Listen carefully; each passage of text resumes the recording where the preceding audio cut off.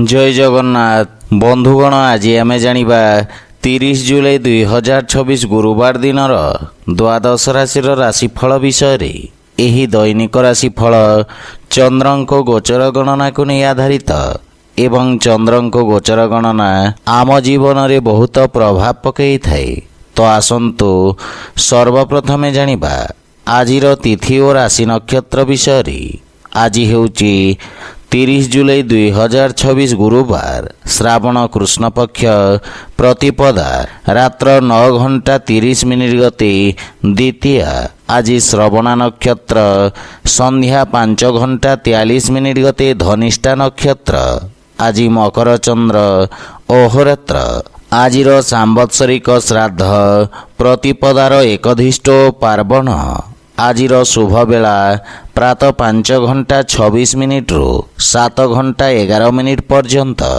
आजिर सूर्योदय प्रातः 5:26। आजिर सूर्यास्त संध्या 6:34। आज सिंह राशि पुरुष मानक घात चंद्र एवं तुला और कुंभ राशिर घात बार।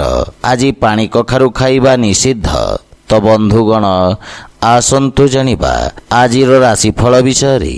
ता पूर्वरु आम चैनल को जो मैंने नुआ करी आछंती तले थिबा लाल रंगर सब्सक्राइब बटन को दबाई आम चैनल को सब्सक्राइब करंतो और पाखरे थिबा घंटी बटन को दबाई ऑल रे सिलेक्ट करंतो।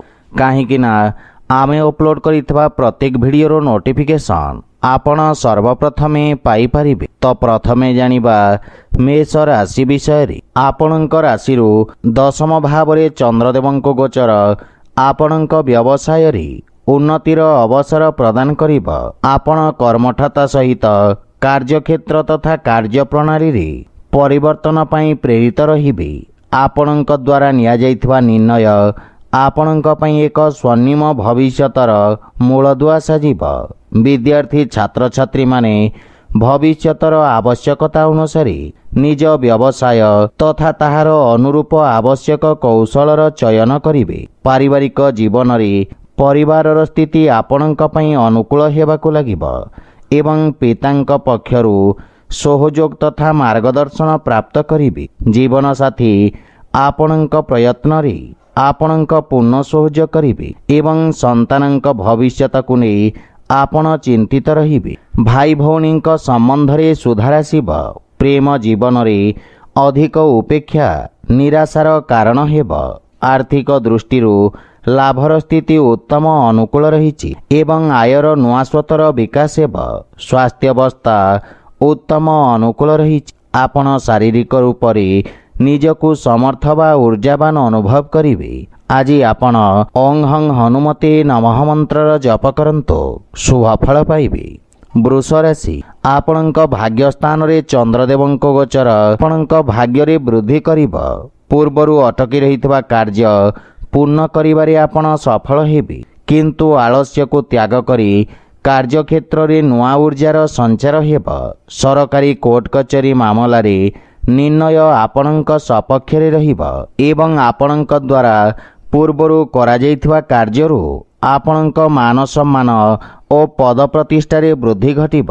पारिवारिक जीवन रे पितांक सहयोग आपणको विषम परिस्थिति रे सहायक हेब। परिवार रे भाईंक पक्षरु सहयोग मिलिब एवं जीवन साथींक सहित संपर्क रे मधुरता आसिब। पारिवारिक सदस्य आपणक व्यवहार रे प्रभावित हेबे। संतान पक्षरु कौनसी शुभ समाचार प्राप्ति हेब। प्रेम जीवन पई समय विशेष अनुकूल रहिछि एवं आर्थिक स्थिति रे नुआ परियोजना हेतु भाग्यर सहयोग मिलिब।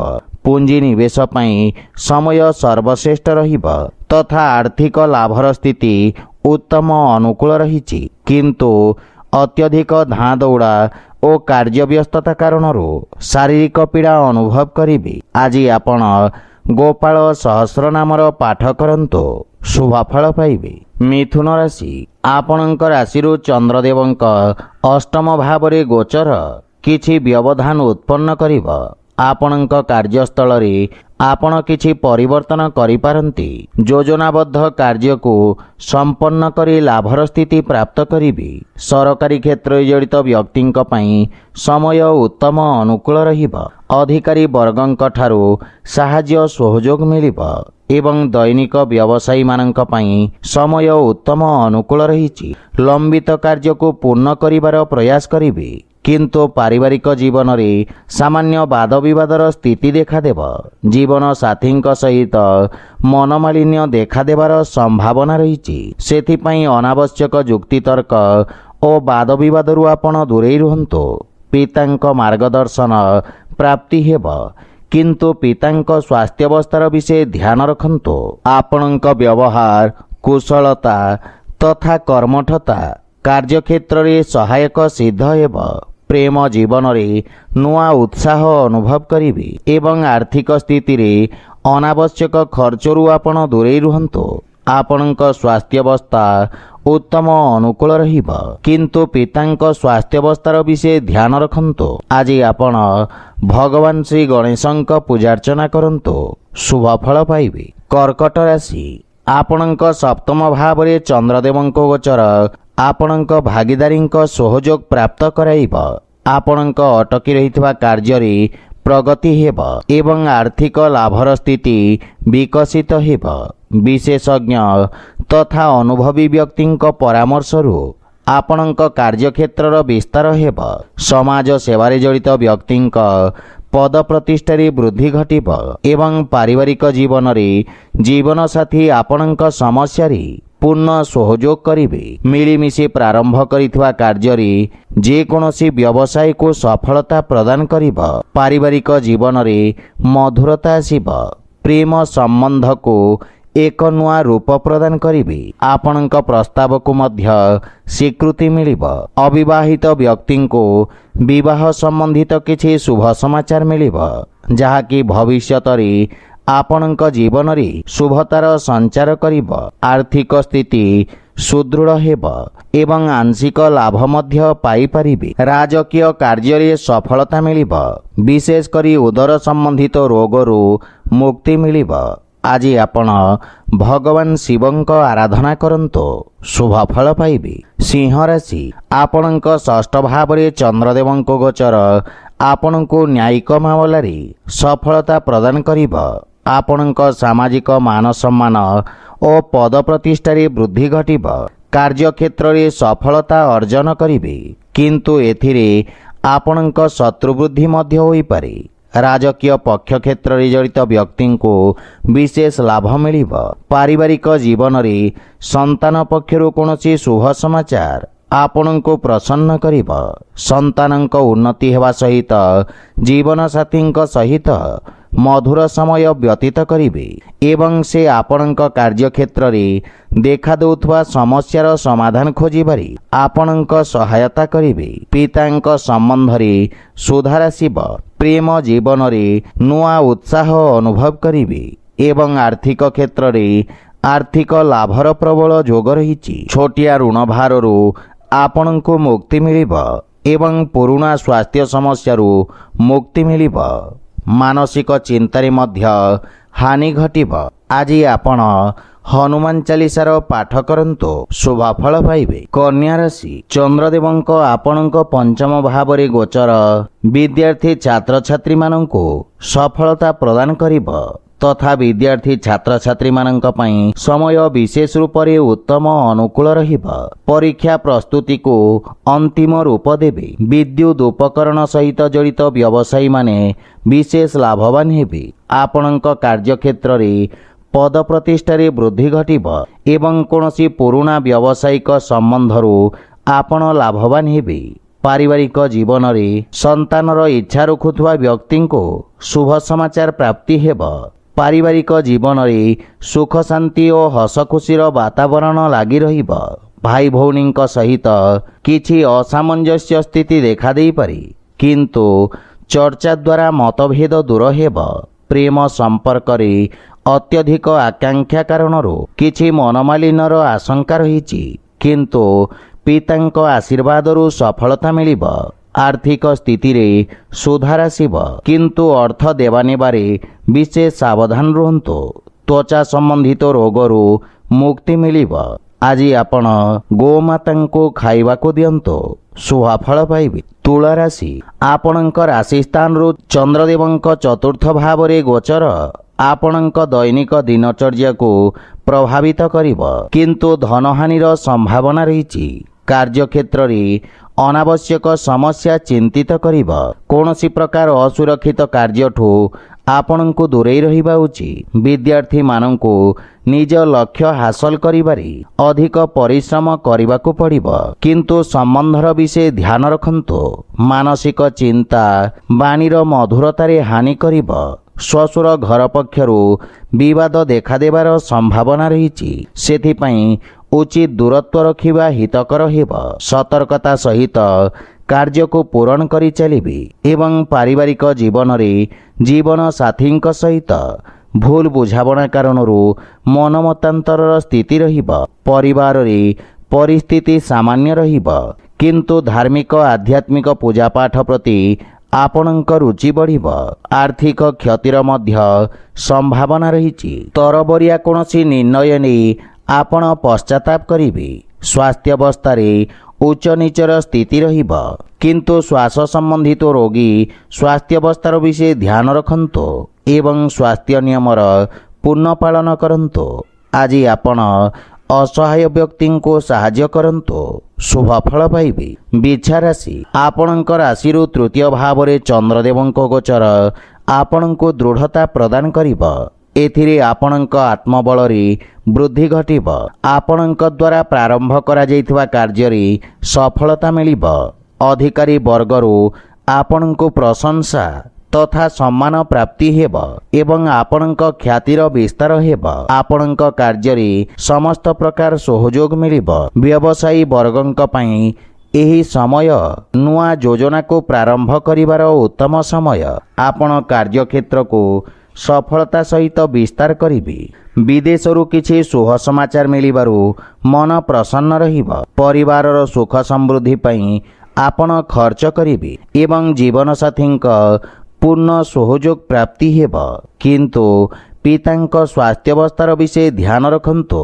ଆର୍ଥିକ କ୍ଷେତ୍ରରେ ଉନ୍ନତି ହେବ, କିନ୍ତୁ ସମସ୍ତ ପ୍ରକାର ଦେଖେଇ ହେବା ପ୍ରକୃତିଠୁ ଆପଣ ଦୂରେଇ ରୁହନ୍ତୁ, ଅନ୍ୟଥା କ୍ଷତିର ସମ୍ଭାବନା ରହିଛି। ସ୍ୱାସ୍ଥ୍ୟାବସ୍ଥା ଉତ୍ତମ ଅନୁକୂଳ ରହିବ ଏବଂ ଶାରୀରିକ ସୁସ୍ଥ ଓ ଉର୍ଜାବାନ ଅନୁଭବ କରିବେ। ଆଜି ଆପଣ ବିଷ୍ଣୁ ସହସ୍ରନାମର ପାଠ କରନ୍ତୁ, ଶୁଭଫଳ ପାଇବେ। ଧନୁରାଶି, ଆପଣଙ୍କ ଦ୍ୱିତୀୟ ଭାବରେ ଚନ୍ଦ୍ରଦେବଙ୍କ ଗୋଚର ଆପଣଙ୍କ ଖ୍ୟାତିର ବିସ୍ତାର କରିବ ଏବଂ ଆପଣ ନିଜ ବିଚାରରେ ସମସ୍ତଙ୍କୁ ପ୍ରଭାବିତ କରିବେ। ବାଣୀ ତଥା ପ୍ରସ୍ତୁତିକରଣର ବ୍ୟବସାୟରେ ଜଡ଼ିତ ବ୍ୟକ୍ତିଙ୍କୁ ନୂଆ ଅବସର ମିଳିବ। ଆପଣଙ୍କ ସାମାଜିକ କ୍ଷେତ୍ରର ବିକାଶ ହେବ। କଳା, ସଙ୍ଗୀତ ଓ ସାହିତ୍ୟ କ୍ଷେତ୍ରରେ ଆପଣଙ୍କ ପ୍ରତିଷ୍ଠା ଓ ଖ୍ୟାତିରେ ବୃଦ୍ଧି ଘଟିବ। ଆପଣଙ୍କ କାର୍ଯ୍ୟଶୈଳୀର ସମସ୍ତ ଜାଗାରେ ପ୍ରଶଂସା ହେବ। ବ୍ୟବସାୟ ଦୃଷ୍ଟିରୁ ଏହି ସମୟ ଆପଣଙ୍କ ପାଇଁ ଉତ୍ତମ ଅନୁକୂଳ ରହିଛି। ପାରିବାରିକ ଜୀବନରେ ଛୋଟ ଭାଇ ଭଉଣୀଙ୍କ ବିଷୟ ଧ୍ୟାନ ରଖନ୍ତୁ ଏବଂ ଜୀବନସାଥୀଙ୍କ ସହିତ ଉତ୍ତମ ସମୟ ଅତିବାହିତ କରିବେ। କୌଣସି ପ୍ରକାର ପୈତୃକ ସମ୍ପତ୍ତି ମିଳିବାର ମଧ୍ୟ ସମ୍ଭାବନା ରହିଛି। ପିତାଙ୍କ ପକ୍ଷରୁ ପୂର୍ଣ୍ଣ ସହଯୋଗ ଲାଗି ରହିବ। ଆପଣଙ୍କ ବ୍ୟକ୍ତିତ୍ୱର ଆକର୍ଷଣ ଆପଣଙ୍କ ପାରିବାରିକ ସମ୍ବନ୍ଧରେ ମଜବୁତ ଆଣିବ। ପ୍ରେମ ଜୀବନରେ କାର୍ଯ୍ୟ ବ୍ୟସ୍ତତା କାରଣରୁ କିଛି ଦୂରତ୍ୱ ଦେଖାଦେବ। ଆର୍ଥିକ ସ୍ଥିତିରେ ଧନ ଆଗମନ ହେବ ଏବଂ ଆର୍ଥିକ ଉନ୍ନତି ହେବ, କିନ୍ତୁ ଅନାବଶ୍ୟକ ଖର୍ଚ୍ଚରେ ନିୟନ୍ତ୍ରଣ ବଜାୟ ରଖନ୍ତୁ। ସ୍ୱାସ୍ଥ୍ୟାବସ୍ଥା ଉତ୍ତମ ଅନୁକୂଳ ରହିବ। ବୟସ୍କ ବ୍ୟକ୍ତିଙ୍କୁ ଅସ୍ଥି ସମ୍ବନ୍ଧିତ ସ୍ୱାସ୍ଥ୍ୟ ସମସ୍ୟା ଦେଖାଦେଇପାରେ। ଆଜି ଆପଣ ହନୁମାନଙ୍କୁ ଲାଲ ପୁଷ୍ପ ଅର୍ପଣ କରନ୍ତୁ, ଶୁଭଫଳ ପାଇବେ। ମକର ରାଶି, ଆପଣଙ୍କ ରାଶି ସ୍ଥାନରୁ ଚନ୍ଦ୍ରଦେବଙ୍କ ଗୋଚର ଆପଣଙ୍କ ବ୍ୟକ୍ତିତ୍ୱର ଆକର୍ଷଣକୁ ବୃଦ୍ଧି କରିବ। ପଦ ଓ ଗାରିମାର ପ୍ରାପ୍ତି ହେବ। ସାମାଜିକ କ୍ଷେତ୍ରରେ ମାନ ସମ୍ମାନ ଓ ପଦ ପ୍ରତିଷ୍ଠାରେ ବୃଦ୍ଧି ଘଟିବ। ରିଏଲ ଇଷ୍ଟେଟ୍ ସମ୍ବନ୍ଧିତ କାରବାରରେ ଲାଭ ହେବାର ଯୋଗ ରହିଛି। ବ୍ୟବସାୟିକ ବେପାର କ୍ଷେତ୍ରରେ ଆପଣଙ୍କ ଦ୍ୱାରା କରାଯାଇଥିବା ପରିବର୍ତ୍ତନ ସକାରାତ୍ମକ ପରିଣାମ ପ୍ରଦାନ କରିବ। ବିଦ୍ୟାର୍ଥୀ ଓ ଛାତ୍ରଛାତ୍ରୀମାନଙ୍କୁ ଆଶାତୀତ କ୍ଷେତ୍ରରେ ଉଚ୍ଚ ଶିକ୍ଷାର ମାର୍ଗ ପ୍ରଶସ୍ତ ହେବ। କାର୍ଯ୍ୟକ୍ଷେତ୍ରରେ ଜୀବନସାଥୀଙ୍କ ପରାମର୍ଶ ସଠିକ୍ ସାବ୍ୟସ୍ତ ହେବ ଏବଂ ଜୀବନସାଥୀଙ୍କ ସମ୍ପର୍କରେ ପ୍ରଗାଢ଼ତା ଆସିବ। ଭାଇ ତଥା ବନ୍ଧୁମିତ୍ରଙ୍କ ସହଯୋଗ ଆପଣଙ୍କ ମନକୁ ପ୍ରସନ୍ନତା ତଥା ଆତ୍ମବିଶ୍ୱାସରେ ବୃଦ୍ଧି କରାଇବ। ବିବାହଯୋଗ୍ୟ ବ୍ୟକ୍ତିଙ୍କୁ କିଛି ଉତ୍ତମ ପ୍ରସ୍ତାବ ଆସିପାରେ ଏବଂ ସୁଖଦ ସମାଚାର ମିଳିବ। ପ୍ରେମ ସମ୍ବନ୍ଧରେ ନିକଟତା ଆସିବ। ଆର୍ଥିକ ପକ୍ଷ ଆହୁରି ମଜବୁତ ହେବାକୁ ଲାଗିବ, କିନ୍ତୁ ଖର୍ଚ୍ଚରେ ନିୟନ୍ତ୍ରଣର ଆବଶ୍ୟକତା ରହିଛି। ସ୍ୱାସ୍ଥ୍ୟାବସ୍ଥା ଉତ୍ତମ ଅନୁକୂଳ ରହିବ। ଆଜି ଆପଣ ବଜରଙ୍ଗ ବାଣ ପାଠ କରନ୍ତୁ, ଶୁଭ ଫଳ ପାଇବେ। କୁମ୍ଭ ରାଶି, ଆପଣଙ୍କ ରାଶି ସ୍ଥାନରୁ ଚନ୍ଦ୍ରଦେବଙ୍କ ଦ୍ୱାଦଶ ଭାବରେ ଗୋଚର ଆପଣଙ୍କ ମାନସିକ ଚିନ୍ତାରେ ବୃଦ୍ଧି କରାଇବ, କିନ୍ତୁ ଆପଣ ନିଜ କର୍ମଠ ସ୍ୱଭାବ କାରଣରୁ ସମସ୍ତ ସମସ୍ୟାକୁ ସଫଳତାପୂର୍ବକ ସାମ୍ନା କରିପାରିବେ। ବ୍ୟବସାୟ କ୍ଷେତ୍ରରେ କିଛି କ୍ଷତି ହେବାର ସମ୍ଭାବନା ରହିଛି ଏବଂ ଲମ୍ବା ଅବଧିର ନିବେଶ ଆପଣଙ୍କ ପାଇଁ ଲାଭର କାରଣ ହେବ, କିନ୍ତୁ ବାଣୀରେ ନିୟନ୍ତ୍ରଣ ବଜାୟ ରଖନ୍ତୁ। ପାରିବାରିକ ଜୀବନରେ ପରିବାର ସଦସ୍ୟଙ୍କ ବାଞ୍ଛିତ ସହଯୋଗରେ କିଛି ହାନି ଘଟିବ, କିନ୍ତୁ ଆପଣଙ୍କ ଦ୍ୱାରା ପରିବାରଜନଙ୍କୁ କରାଯାଇଥିବା ସହାୟତା ପାରିବାରିକ ସମ୍ପର୍କକୁ ମଜବୁତ କରିବ। ପାରିବାରିକ ଖର୍ଚ୍ଚରେ ମଧ୍ୟ ନିୟନ୍ତ୍ରଣ ଲାଗି ରହିବ, କିନ୍ତୁ ଯେକୌଣସି ପ୍ରକାର ନିର୍ଣ୍ଣୟକୁ ବୁଝି ବିଚାରି ନିଅନ୍ତୁ। ଘର ପରିବାରର ସମସ୍ତ ସମସ୍ୟାର ସମାଧାନ ଧୈର୍ଯ୍ୟ ସହିତ ଖୋଜିବାରେ ସଫଳ ହେବେ। ଆର୍ଥିକ ସ୍ଥିତିରେ ଅର୍ଥ ସମ୍ବନ୍ଧିତ ସମସ୍ୟା ଓ ଚିନ୍ତା ଆପଣଙ୍କୁ ବ୍ୟଥିତ କରିବ। ସ୍ୱାସ୍ଥ୍ୟାବସ୍ଥା ଉତ୍ତମ ଅନୁକୂଳ ରହିବ, କିନ୍ତୁ ଆଖି ସମ୍ବନ୍ଧିତ ସ୍ୱାସ୍ଥ୍ୟ ସମସ୍ୟାର ବିଶେଷ ଧ୍ୟାନ ରଖନ୍ତୁ। ଆଜି ଆପଣ ହନୁମାନ ଚାଳିଶାର ପାଠ କରନ୍ତୁ, ଶୁଭ ଫଳ ପାଇବେ। ମୀନ ରାଶି, ଆପଣଙ୍କ ଦ୍ୱାରା କରାଯାଇଥିବା ନିବେଶରୁ ଉତ୍ତମ ଲାଭ ପ୍ରାପ୍ତ କରିବେ। ଲାଭର ସ୍ଥିତିରେ ବୃଦ୍ଧି ଘଟିବ ଏବଂ ସମାଜ ସେବାରେ କରାଯାଇଥିବା ବ୍ୟୟ ଆପଣଙ୍କ ଯଶ କୀର୍ତ୍ତିରେ ବୃଦ୍ଧି କରିବ। ଆପଣଙ୍କ ଦ୍ୱାରା ପ୍ରାରମ୍ଭ କରାଯାଇଥିବା କାର୍ଯ୍ୟରେ ପ୍ରଗତି ଆସିବ ଏବଂ କରାଯାଇଥିବା ନିବେଶରୁ ମଧ୍ୟ ଉତ୍ତମ ଲାଭ ପରିଣାମ ପାଇବାର ସମ୍ଭାବନା ରହିଛି। ଆପଣଙ୍କ ଅନୁଭବର ପୂର୍ଣ୍ଣ ଲାଭ ମିଳିବ। ଆପଣଙ୍କ ଯଶରେ ମଧ୍ୟ ବୃଦ୍ଧି ଘଟିବ। ପାରିବାରିକ ଜୀବନରେ ଆପଣଙ୍କ ପୈତୃକ ସମ୍ପତ୍ତି ସମ୍ବନ୍ଧିତ ବିବାଦର ସମାଧାନ ମିଳିବ ଏବଂ ସୁଖ ସମୃଦ୍ଧି ଆସିବ। ପାରିବାରିକ ସମ୍ପର୍କର ବିଶେଷ ଲାଭ ହେବ।